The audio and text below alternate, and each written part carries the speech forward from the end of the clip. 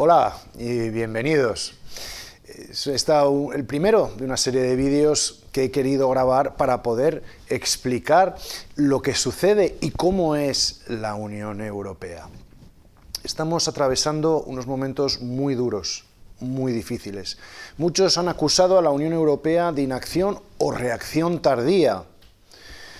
Entiendo el sentir de muchos. Y aun compartiendo que efectivamente la Unión Europea como bloque no acertó en comunicar a tiempo lo que estaba haciendo, desde sus instituciones se está trabajando en ayudar a los países en la lucha contra el coronavirus. Por un lado, tratando de frenar la pandemia y ayudando a los países a hacer frente a esta crisis sanitaria sin precedentes. Por otro, proponiendo medidas para ayudar a los europeos a hacer frente a la crisis económica derivada de esta crisis. Para entender cómo la Unión Europea ha ayudado y qué puede hacer, necesitamos conocer cuáles son sus competencias. La Unión Europea no es solo Bruselas. Aquí están las sedes de algunas de las principales instituciones como la Comisión, el Parlamento o el Consejo Europeo. El Consejo lo componen ahora 27 Estados miembros. El Reino Unido está de salida, como sabéis, y ellos aunan gran parte del poder. Por eso se reúnen para llegar a acuerdos.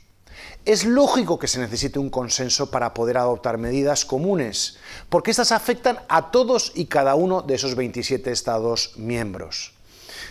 Hay que escuchar a todos. Esta es una Unión Europea, como insisto, de 27 miembros. Veámoslo con un ejemplo sencillo. En una comunidad de vecinos en la que todos, la mayoría, vivís, para tomar medidas sobre lo que afecta a la propiedad, todos tienen que ponerse de acuerdo. Cada propietario tiene voz y voto en las decisiones comunes que afectan a todos. Entonces, ¿qué es lo que ha hecho la Comisión Europea y el Parlamento? Desde el principio de la crisis, la Comisión Europea ha lanzado iniciativas dentro de los ámbitos de su competencia, es decir, dentro del poder que le han cedido los Estados miembros, que son los verdaderos actores de poder de esta historia. Allí donde se podía actuar, se ha actuado. Y en el Parlamento Europeo, que recordemos, es la única de estas instituciones que está dirigida directamente por todos vosotros, hemos aprobado todas las medidas propuestas de manera extraordinaria y urgente para que se hicieran efectivas inmediatamente. ¿Qué se ha hecho entonces desde la Unión Europea? Os voy a dar solo algunos ejemplos indicativos. Se ha creado un fondo de 37.000 millones de euros para reforzar los sistemas sanitarios de los países, asistir a las pequeñas y medianas empresas que también tanto están sufriendo y sostener el empleo. Se ha dado a los gobiernos máxima flexibilidad presupuestaria. Es decir, se permite que se endeuden más para hacer frente a los gastos derivados de esta crisis. La Unión Europea está coordinando una compra conjunta de ventiladores, máscaras y otros dispositivos de protección.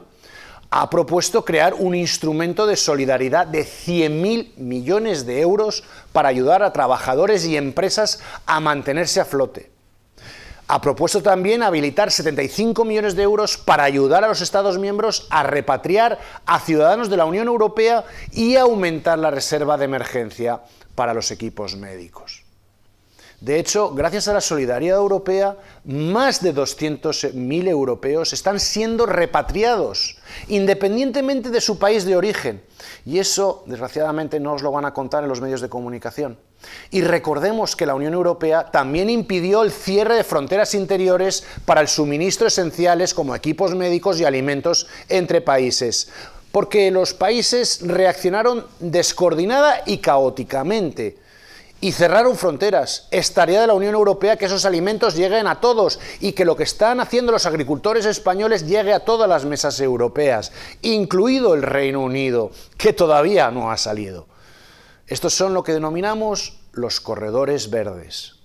¿Os imagináis qué pasaría si no existiese la Unión Europea y cada Estado cerrase sus fronteras a esos bienes básicos? Además, la Unión Europea está financiando la investigación para vacunas. 2 de las 3 empresas en el mundo que están en estos momentos puntera en este asunto son europeas. Y estos solo son algunos ejemplos. Y es muy importante también señalar que gracias a esta Unión Europea hay ahora una mayor coordinación y los Estados miembros están ya mostrando una creciente solidaridad. La Unión está en construcción y no tiene el poder que se le atribuye. El poder lo tienen los Estados miembros, los gobiernos, como el que tenemos en España. Sucesivas crisis han enseñado que la cesión de más competencias es saludable y solidaria, pero los Estados se resisten. Tradicionalmente en nuestro país, los gobernantes de España, Felipe González, José María Aznar, José Luis Rodríguez Zapatero o Mariano Rajoy entendieron cómo funcionaba la tan apelada y necesaria solidaridad europea, que funciona en dos direcciones. Sabían lo que nuestro país había conseguido gracias a estar en el club europeo. Eran conscientes de que no se puede usar esta unión como un escudo al que aferrarse y como chivo expiatorio cuando las cosas no iban bien en nuestro país. Actuaron y comunicaron bajo la responsabilidad del progreso en todos los ámbitos que la Unión Europea había traído a España. Fueron responsables y consecuentes.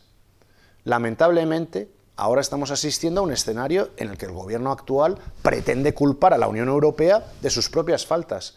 Ni siquiera Zapatero, en el peor momento de la crisis financiera que su gobierno provocó, se le ocurrió acusar a Bruselas de esto. Parapetarse en la Unión Europea para no asumir los propios errores se trata de un juego muy peligroso para todos, no es veraz y muy irresponsable. Además, Europa no es una prioridad para la prensa. Por ello, no solemos recibir noticias positivas de esta Unión Europea. Las noticias que nos llegan siempre son negativas. La Unión no es perfecta, pero ¿qué sería de nosotros sin ella? Yo quiero seguir explicándolos con más información en los siguientes vídeos y mientras tanto podéis dirigirme vuestras preguntas, dudas o comentarios a través de mi email o a través de mis redes sociales en Facebook, Twitter o en Instagram. Estaré encantado de resolver todas las dudas que os están en estos momentos surgiendo sobre este proyecto que va a continuar y que nos va a respaldar a todos. Muchísimas gracias.